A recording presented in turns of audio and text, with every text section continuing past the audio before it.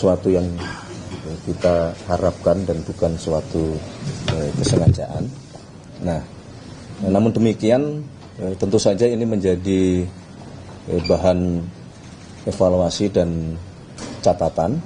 Kami telah berkoordinasi dengan BGN termasuk dengan pemerintah daerah untuk yang pertama adalah memastikan bahwa seluruh yang terdampak harus mendapatkan penanganan secepat mungkin dan sebaik-baiknya. Yang kedua tentu harus dilakukan upaya evaluasi termasuk mitigasi, perbaikan supaya masalah-masalah seperti ini tidak terulang kembali. Kalau ditemukannya titik SPPG yang fiktif itu gimana, Mas? Dapur fiktif, Mas. Dapur fiktif? Iya, dapur. Ada temuan dari anggota DPR, kemudian viral di media sosial ada 5.000 dapur fiktif ribuan. Nanti coba kami cek juga dengan BGN. Mas, ada ide juga dari DPR terkait dengan MBG ini, ada ide dialihkan menggunakan pemberian uang tunai kepada orang tua.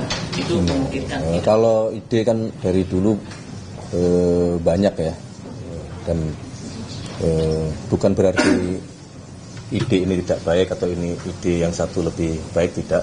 Tapi kemudian konsep yang sekarang dijalankan BGN itulah yang dianggap oleh pemerintah dan oleh BGN itulah yang terbaik untuk saat ini dikerjakan. Bahwa masih ada catatan-catatan, ya itu kita akui dan akan kita terus berkomitmen untuk kita perbaiki. Untuk dapurnya sendiri yang di wilayah keracunan itu terkait pendidikan, apakah nanti akan transparan, dan yang kedua apakah ketika ditemukan bukti terjadinya kelalaian, apakah nanti ada semacam sanksi atau bagaimana? Harus dan sanksi kalau memang itu adalah faktor-faktor kesengajaan atau lalai di dalam melaksanakan SOP, ya, tentunya akan ada sanksi kepada SPPG yang dimaksud. Tetapi juga sanksi yang akan diterapkan jangan sampai kemudian itu mengganggu dari sisi operasional sehingga mengganggu penerima manfaat untuk tidak mendapatkan MBG ini. Artinya sanksi secara Mas, soal Bapak dalam masyarakat ini kan akan masuk ke Amerika Serikat. Betul, baik. Memang ada undangan kepada Bapak Presiden untuk menghadiri sidang umum PBB di New York, dan beliau sedang mempertimbangkan untuk akan hadir karena berdasarkan informasi juga Bapak Presiden diberikan kesempatan untuk menyampaikan pidato. Kami kira ini juga sebuah penghormatan kepada bangsa Indonesia kalau Bapak Presiden kemudian memutuskan untuk berkenan hadir. Ketemu Trump juga nggak, Mas? Pak Prabowo? Belum tahu, kalau agendanya belum tahu. Tapi setelah itu nanti akan ada juga, Mas? Belum tahu. Nanti tunggu kalau sudah beliau memutuskan, nanti akan kami sampaikan ke publik. Pak Presiden ada rencana untuk set visit ke Inggris juga nggak, Mas? Belum ada. Mas, soal BUMN, Mas. Iya, Mas. Kemarin PLT? Oh, baik, untuk PLT BUMN atas petunjuk dari Bapak Presiden, dan kemudian juga sudah kami sampaikan kepada pihak terkait, dalam hal ini Kementerian BUMN, untuk PLT Menteri BUMN ditunjuk Wakil Menteri BUMN atas nama Bapak Doni Oskaria untuk menjalankan tugas pelaksana tugas di Kementerian BUMN. Pertimbangannya apa, Mas? Kenapa Pak Doni?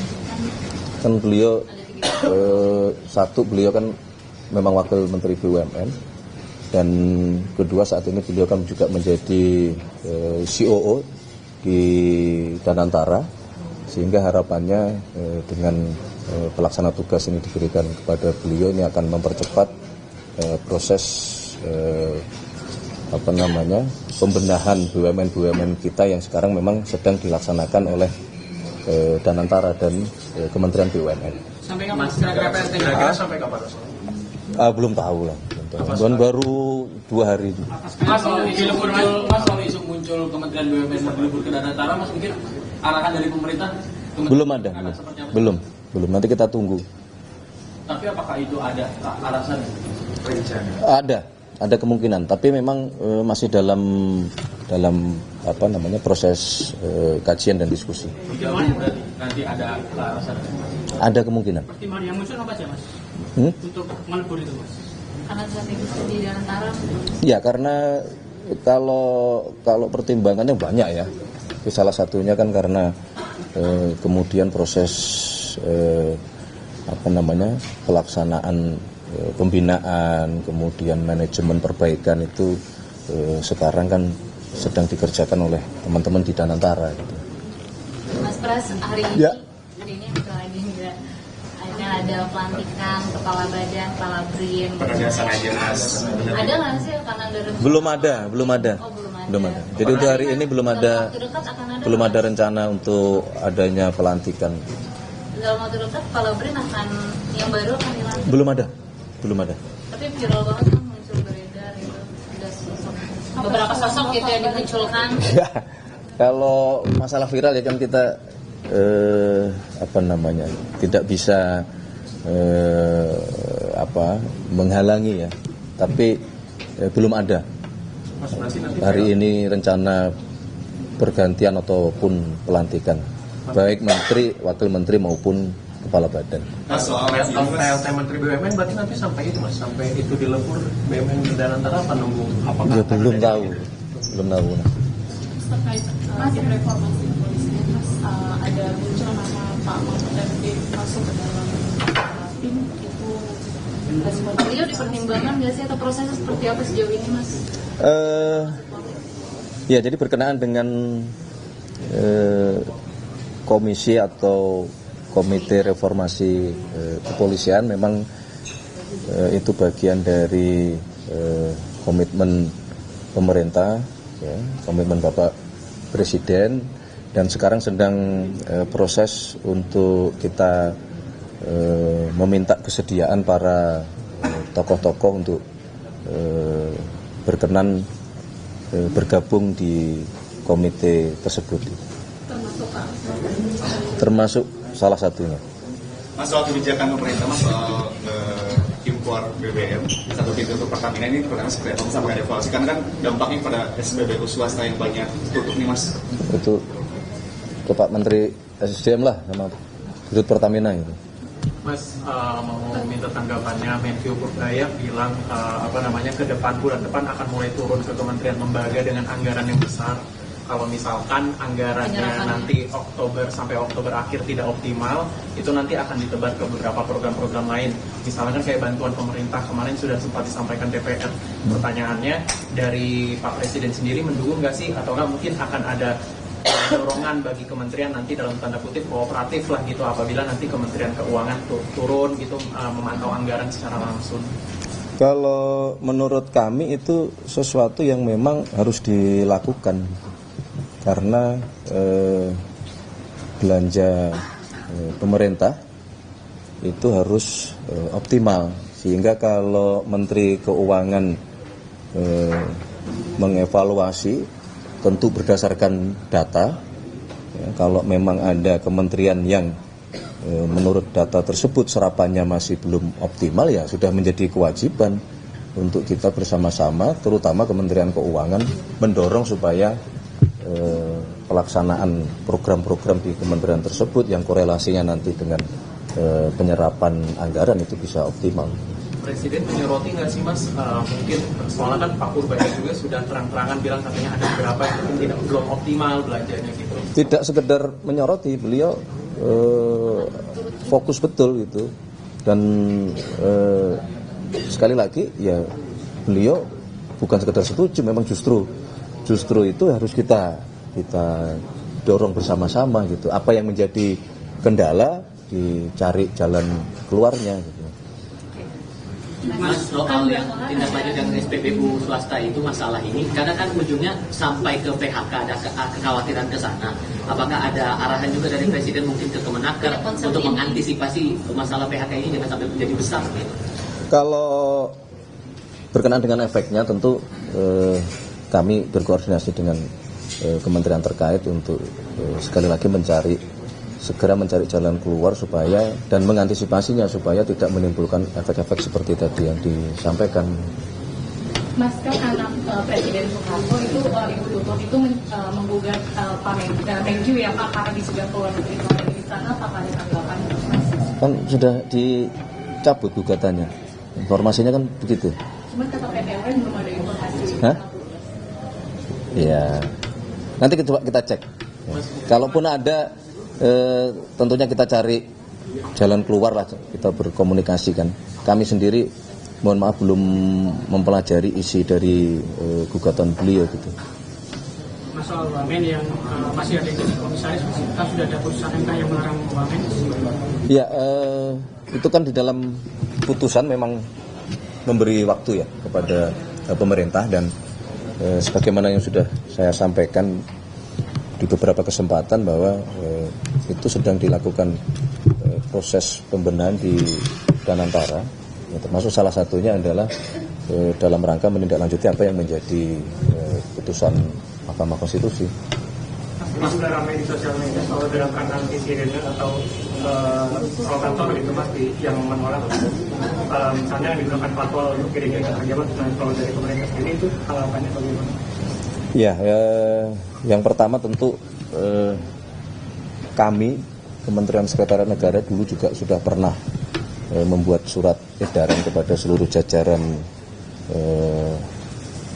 pejabat negara yang menggunakan fasilitas-fasilitas pengawalan bahwa memang ada undang-undang yang mengatur itu, tetapi lebih daripada itu yang kalaupun kemudian fasilitas itu dipergunakan, tentunya kita harus memperhatikan kepatutan, kemudian memperhatikan ketertiban masyarakat pengguna jalan yang lain, sehingga bukan berarti menggunakan fasilitas tersebut terus boleh semena-mena atau boleh semau-maunya itu ya terus yang kita dorong ya, karena memang ada beberapa yang kemudian memang membutuhkan fasilitas tersebut hanya untuk efektivitas waktu, tapi sekali lagi yang bisa kita lakukan adalah terus-menerus kita himbau bahwa fasilitas-fasilitas tersebut jangan dipergunakan untuk sesuatu yang melebihi batas-batas wajar, dan tetap kita harus memperhatikan dan menghormati pengguna jasa yang lain. Sebagaimana saudara-saudara perhatikan juga Bapak Presiden memberikan contoh gitu, bahwa beliau sendiri di dalam mendapatkan pengawalan di dalam berlalu lintas itu juga sering ikut bermacet-macet, kalaupun lampu merah juga berhenti ketika tidak ada sesuatu yang sangat terburu-buru harus mencapai tempat tertentu gitu. Semangatnya itu, Mas. Mas Pras, ada isu yang berbeda Mas tadi Mas, kalau untuk negosiasinya kan dibilang kalau mau nambah 12% apa? Freeport Mas, yang 12 tambah 12% dan kemudian gratis itu negosiasi itu sudah dimulai belum sih Mas, dan apakah gratis itu mungkin untuk dilakukan? Pembicaraan memang sedang berlangsung, tapi untuk lebih jelasnya menurut pendapat saya mohon ditanyakan ke Pak Rosan sebagai Menteri Investasi atau kepada Pak Bahlil sebagai Menteri SDM. Oke, cukup. Itu Mas, posisi dari Pak Ahmad Taufiri sebagai penasihat khusus Presiden apakah juga masuk struktur atau akan terpisah lagi? Apakah nanti akan ada koordinasi antara tim itu dengan? Ada kemungkinan masuk, karena beliau sebagai penasihat khusus Bapak Presiden di bidang keamanan dan ketertiban masyarakat sekaligus reformasi kepolisian. Nah, ketika nantinya akan dibentuk komite reformasi kepolisian, ya sewajarnya kalau beliau akan masuk bergabung di dalam tim tersebut. Mas, terakhir ini Mas dari saya. Ini soal ini. Nanti dari yang lain. Dari dia. Ini kan lagi disorot juga nih Mas terkait penangkapan salah satu perusuh di Jawa Timur yang salah satu bukti penyitaan itu buku-buku yang paham kiri, dan terkait pahaman kiri, dan salah satunya ada buku dari Prof. Franz Magnus. Itu juga ada yang disita oleh polisi. Nah, ini kan disorot media sosial, publik netizen, karena kenapa buku-buku itu tuh disita, maksudnya gitu. Apakah ada sebenarnya larangan terkait nggak boleh melarang masyarakat membaca buku yang buku tertentu? Aku belum monitor, nanti aku ini dulu ya. Tapi kalau larangan membaca buku ya tentunya yang tidak ada. Mas, cocok logi Mas, dari 3 reshuffle itu kan selalu ada unsur 8-nya Mas. Yang pertama kan 19, yang kedua kan 8, yang ketiga kan 17. Nah, itu emang disengaja atau gimana? Waduh, aku malah baru tahu ini. Minta tolong nanti ini ya dikirim penjelasannya. Aku malah baru tahu hitung-hitungannya ini. Yakin baru tahu. Ada lagi? Cukup ya. Cukup. Yusril mengusulkan ada revisi undang-undang partai politik parpol.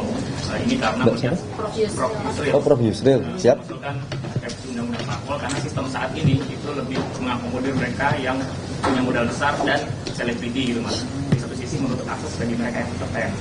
Nah, itu emang apa ada dorongan pemerintah untuk merevisi undang-undang revisi parpol, terutama soal kaderisasi partai?